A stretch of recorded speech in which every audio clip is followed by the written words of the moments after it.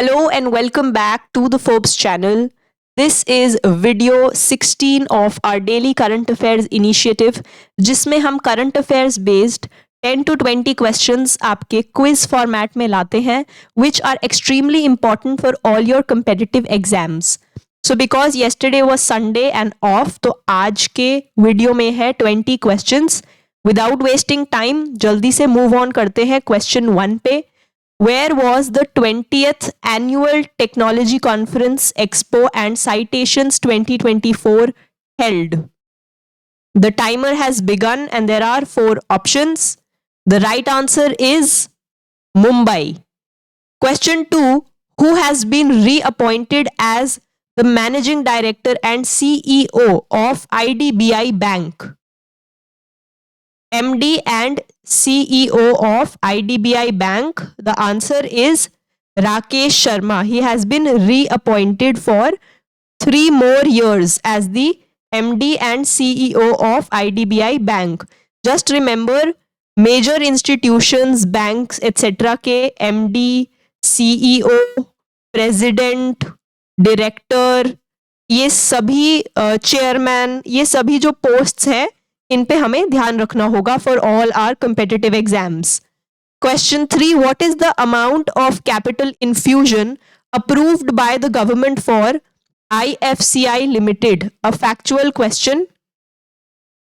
400, 700, 600 or 500 crore? The answer is 500 crore. The government has approved capital infusion of 500 crore for IFCI Limited. Question 4. Which country recently gained observer status in the Eurodrone program?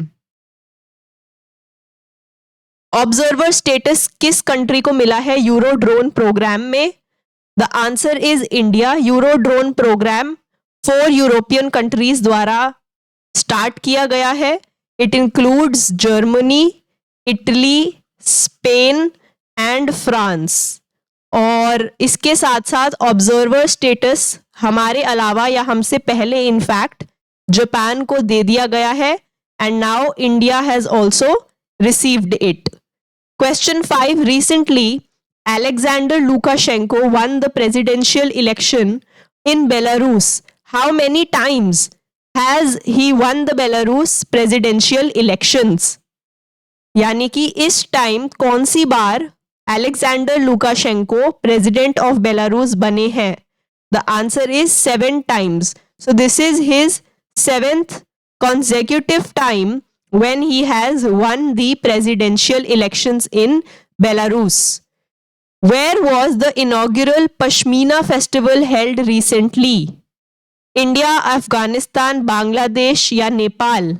The answer is Nepal. This was the first ever international Pashmina festival held in Nepal. Nepal की capital Kathmandu में ये organise किया गया. Question 7. Prime Minister Narendra Modi recently paid tribute to Lala Lajpat Rai on his birth anniversary. When did Lala Lajpat Rai pass away? इनका निधन, लाला लाजपत राय का निधन किस वर्ष में हुआ था? The answer is 1928. So basically 1927 में, if we all remember from our history books, हमारा साइमन कमीशन आता है. साइमन कमीशन जब आया in order to check and report on the governance system in India, तो इसमें there was no Indian member. कोई भी इंडियन मेंबर इसमें था ही नहीं कि वो इंडियन साइड से कोई इनपुट्स दे सके, जिसकी वजह से इस साइमन कमीशन के खिलाफ बहुत सारे प्रोटेस्ट्स हुए. इन्हीं में से एक प्रोटेस्ट में लाठी चार्ज के दौरान लाला लाजपत राय का निधन हो गया एंड बहुत से नारे भी लगे थे जैसे कि गो बैक साइमन, वो हमें पता ही है. Question 8. Melly Kerr recently won the Rachel Heyhoe Flint Trophy for ICC Women's Cricketer of the Year 2024. She belongs to which country? Melly Kerr जो है वुमन क्रिकेटर हैं जिनको ये ट्रॉफी हासिल हुई, उनकी नेशनैलिटी क्या है? She is from New Zealand and in fact she is the first Kiwi to have won this trophy. Kiwi किसको कहते हैं? न्यूजीलैंड के लोगों को, क्योंकि न्यूजीलैंड की नेशनल बर्ड का नाम है kiwi. A very beautiful small little bird. Which minister announced the launch of India's first human underwater submersible? Bharat का पहला ह्यूमन अंडरवाटर सबमर्सिबल किस मिनिस्टर ने अनाउंस किया है? The answer is Jitendra Singh. Jitendra Singh जो है वो मिनिस्ट्री ऑफ अर्थ साइंसेज के पोर्टफोलियो होल्डर हैं और मिनिस्ट्री ऑफ अर्थ साइंसेज ने एक human underwater submersible deep ocean mission के तहत लॉन्च किया है. डीप ओशन मिशन हमारा रहेगा जिसमें हमारा जो सबमर्सिबल है उसका नाम रहेगा मत्स्य 6000. मत्स्य 6000 क्यों? क्योंकि हमारी ये एक्सपेक्टेशन है कि वो 6000 मीटर डीप पानी में ओशन में जाएगा. Question 10. Which award has Hariman Sharma received recently for his contribution to agriculture? Hariman Sharma को एग्रीकल्चर में योगदान के लिए कौन सा अवार्ड दिया गया? The answer is Padmashri. Hariman Sharma ने एक एप्पल की सीड वैरायटी लॉन्च की है जिसका नाम है HRMN 99, हरमन 99 या हरिमन 99. और ये एप्पल वैरायटी जो है ये एक्सट्रीम क्लाइमेट रेजिस्टेंट है. यूजुअली जो एप्पल्स है वो हमने देखा है कोल्ड एरियाज में उगते हैं, जैसे कि कश्मीर हो गया या हिमाचल का जो एप्पल है वो बहुत फेमस है. लेकिन जो HRMN 99 वैरायटी है वो वार्म क्लाइमेट्स में भी सूटेबल है. He has got Padma Shri for his contributions. Question 11. Where was the first Udan Yatri Cafe inaugurated before Chennai? What do you think is the answer? The answer is Kolkata Airport. So basically अभी हाल ही में 2025 में चेन्नई में उड़ान यात्री cafe inaugurate किया है, लेकिन सबसे पहले कोलकाता में इसको इनॉग्रेट किया गया था. उड़ान स्कीम हमारी जो है उड़े देश का आम नागरिक, उसका एम है कि जो एयर कनेक्टिविटी है वो एक तो रिमोट एरियाज तक हो, रीजनल कनेक्टिविटी हो इंडिया में, और जो देश का आम नागरिक है यानी कि not just the rich people but even the poorer and the middle class people can afford to board your flights. Question 12. Who has been appointed as the 11th chairperson of SEBI for a 3-year term succeeding Madhavi Puri Buch? SEBI की जो ये chairperson थी Madhavi Puri Buch, she has been in news for a lot of wrong reasons, लेकिन अभी इनको replace करके 11th chairperson नियुक्त किया गया है तुहिन कांता पांडे को. माधवी पुरी बुच की क्या कंट्रोवर्सी थी ये हमारे फोर्ब्स चैनल की करंट अफेयर्स वीडियो में थोड़ा आप पीछे जाएंगे तो आपको मिल जाएगा detail analysis. Question 13. Who launched the first edition of the ministry of defences biannual Hindi magazine Sashakt Bharat? Hindi magazine biannual ministry of defence की सशक्त भारत किसने लॉन्च किया है उसका first edition? Answer is Rajnath Singh. He is the minister of defence. Minister of defence होने के नाते उन्होंने launch किया है फर्स्ट एडिशन ऑफ सशक्त भारत हिंदी मैगजीन. क्वेश्चन इस तरह से भी आ सकता है कि मिनिस्ट्री ऑफ डिफेंस की बायएन्युअल हिंदी मैगजीन का नाम क्या है? सो आंसर इज सशक्त Bharat. Question 14. Who has been appointed as the deputy CEO of SBI Life Insurance? Again, important posts जितनी भी हैं वो याद रखनी है.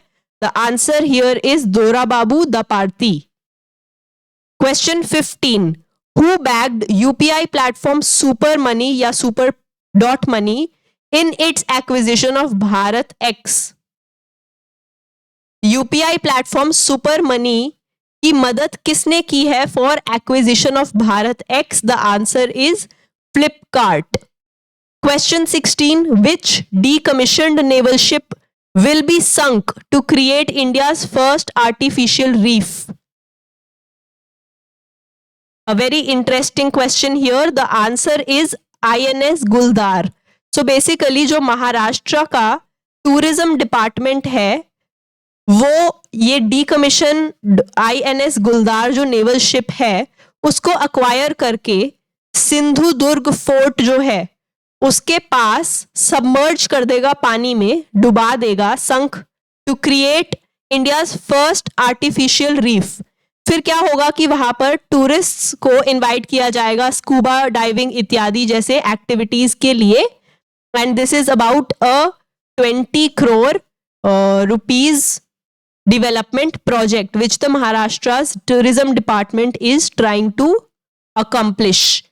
Question 17, what is the full form of Sphere-X telescope that was launched by NASA recently?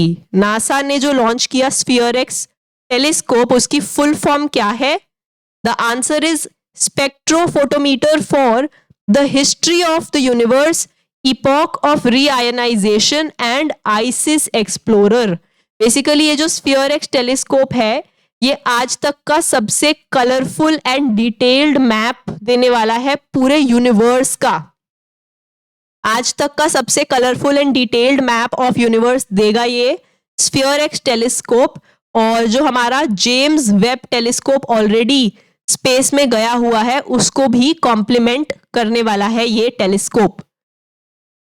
Question 18, where was the 10,000th FPO, Farmer Producer Organization, established under the FPO scheme recently? And the right answer is Khagaria, Bihar. Khagaria, Bihar में 10,000th FPO, Farmer Producer Organization launch किया है, establish किया है prime minister Narendra Modi ने। और FPO basically क्या होता है? एक ऑर्गेनाइजेशन जो कि फार्मर्स को मार्केट लिंकेज या फिर वैल्यू एडिशन जैसी सर्विसेज प्रोवाइड करता है, so that what ever the farmer is producing उसके लिए उसको मैक्सिमम से मैक्सिमम रेम्यूनरेशन मिले। Question 19, which institutions collaborated with SEBI to develop the Bond Central Portal? Bond central portal बनाने के लिए सेबी के साथ किन संस्थाओं ने कोलैबोरेट किया है? The answer is online bond platform providers as well as market infrastructure institutions. Bond एक तरह से